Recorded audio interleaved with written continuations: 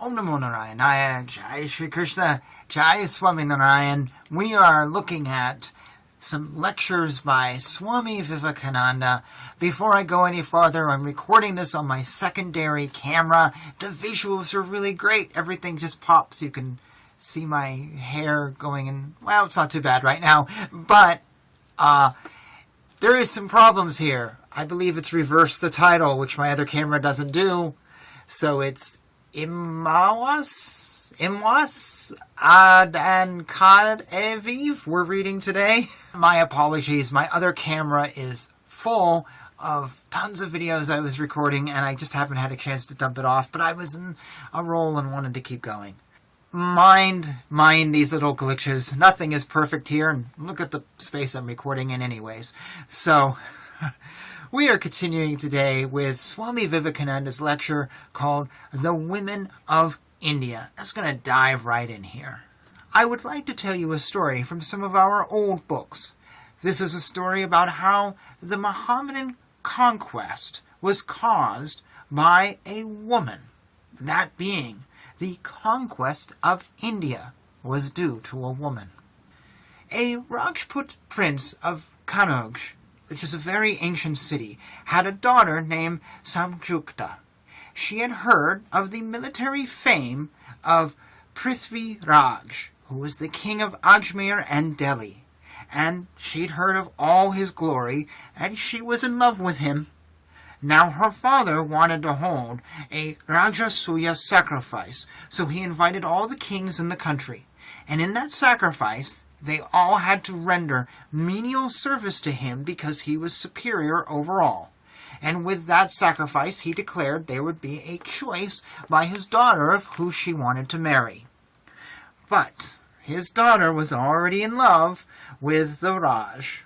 He was very mighty, and he was not going to acknowledge loyalty to the king, her father, of course, so he refused the invitation. Then the king made a golden statue of the Raj and put it near the door. He said that was the duty he would have given the Raj to perform, that of a porter. The upshot of the whole affair was that the Raj, like a true knight, came and took the lady behind him on his horse, and they both fled. When the news came to her father, he gave chase with his army, and there was a great battle in which both of the armies lost countless men. The Indians were so weakened that the Mohammedan Empire in India began.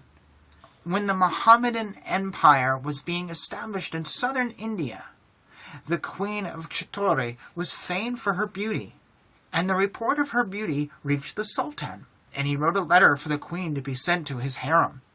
And the result was a terrible war between the king of Chittor and the Sultan. The Mohammedans invaded Chittor, and when the Rajputs found that they could not defend themselves anymore, the men all took sword in hand and killed, and also were killed, while the women perished in the flames. After the men had all perished, the conqueror entered the city. There in the street was rising a horrible flame. He saw circles of women going around it, led by the queen herself. When he approached near and asked the queen to refrain from jumping into the flames, she said, "This is how the Rajput woman treats you," and threw herself into the fire. It is said that 74,500 women perished in the flames that day to save their honor from the hands of the Mohammedans. Even today, when we write a letter after sealing it, we write 74.5, meaning that if one dares to open the letter, the sin of killing 74.5 women will be upon his head. I shall now tell you the story of another beautiful Rajput girl. Her name is Rupamate, and she was the daughter of Vikram Singh, the king of Kishangarh in Rajasthan. There is a particular custom in our country called protection. Women can send small bracelets of silken thread to men, and if a girl sends one of these to a man, that man becomes her brother. During the reign of the last of the Mughal emperors, the cruel man that destroyed the most brilliant empire in India, but that is for another day, he similarly heard of the beauty of a Rajput chieftain's daughter. Orders were sent that she should be brought to the Mughal harem. Then a messenger came from the emperor to her with his picture, and he showed it to her.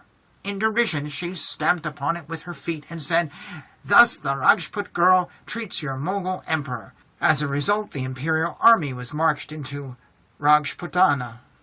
In despair, the chieftain's daughter thought of a device. She took a number of those bracelets and sent them to the Rajput princes with a message, "Come and help me."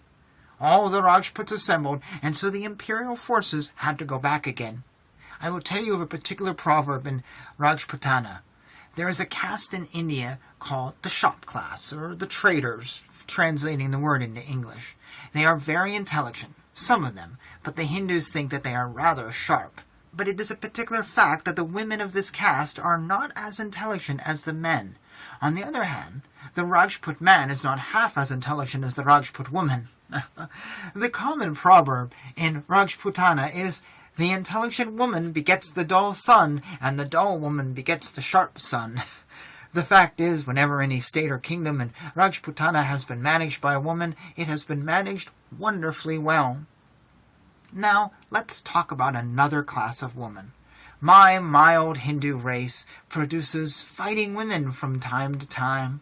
Some of you may have heard of the woman Lakshmi Bai, the Queen of Jhansi, who during the mutiny of 1857 fought against the English soldiers and held her own ground for 2 years, leading modern armies, managing batteries, and always charging at the head of her army. This queen was a Brahmin girl. A man whom I know lost 3 of his sons in that war. When he talks of them, he is calm, but when he talks of this woman, his voice goes animated. He used to say that she was a goddess, that she was not a human being. This old veteran said to me he never saw a better general. The story of Chand Sultana is well known in India. She was the queen of Golconda, where the diamond mines were. For months she defended herself. At last a breach was made in the walls. When the imperial army tried to rush in there, she was in full armor, and she forced the troops to go back. In later times, perhaps you will be astonished to know that a great English general once had to face a Hindu girl of 16. Women in statesmanship, managing territories, governing countries, even making war, have proved themselves equal to men, if not superior. In India, I have no doubt of that. Whenever they have had the ability, they have proved that they have as much ability as men, but with the advantage that they seldom degenerate. They keep to the moral standard which is innate in their nature, and thus as governors and rulers of their state, they prove, at least in India, far superior to men. John Stuart Mill even mentions this fact. I'm going to pause right there. There was a line I just read that reminded me of something in the last video that I wanted to talk about but ran out of time to do. It said that they have the advantage. They seldom degenerate. In the last video, I read how Swami Vivekananda said that women keep to their religion even when men do other stuff. The example was widows and widowers remarrying. Men do it, but women don't. And as he says here, and as he said in that last bit, that shows how women are superior. Is that true? I mean, I don't want to say that women aren't superior, but is it true? Is it really historically true to say that women are better than men and that's why they didn't deviate? Or is there cultural factors that would prevent them from deviating? I'm just going to make this up because I don't honestly know. Would it have been a situation where if a widow got remarried, would she have found herself condemned to the outer levels of society? Would she have been treated poorly? Would men have come to her and wanted to throw out on the street for doing something? Would her husband have lost his position? If that's the case, it doesn't mean that she is more spiritually astute by not getting married. It means she's doing something to save her livelihood. I have no idea, and that this example was completely made up in the moment. But I wonder if women keep their religious vows not because they're better, but because they actually have to. Because a man can get remarried and no one's going to care. But if a woman does it, people will care a little bit too much. I'm not saying here that women and men maybe women are better spiritually, whatever. But I think Swami Vivekananda kind of does ignore social things and society and culture a little bit too much. And it disappoints me in this essay. But religiously, this is, he's pushing for women here. Alright, so that's my ramble. I'll keep this video a little shorter than the last one. We have one more video to go that will close out this essay, and then we're going to go into some other things, and I don't think it's going to get any less controversial or less questionable, but I still think it's worth reading, and I still think Swami Vivekananda is a great, great person. So, that being said, until next time, Jai Shri Krishna, Jai Shri Swami Narayan, Hare Krishna, Krishna Krishna, Hare Hare, Hare Rama, Rama Rama, Hare Hare.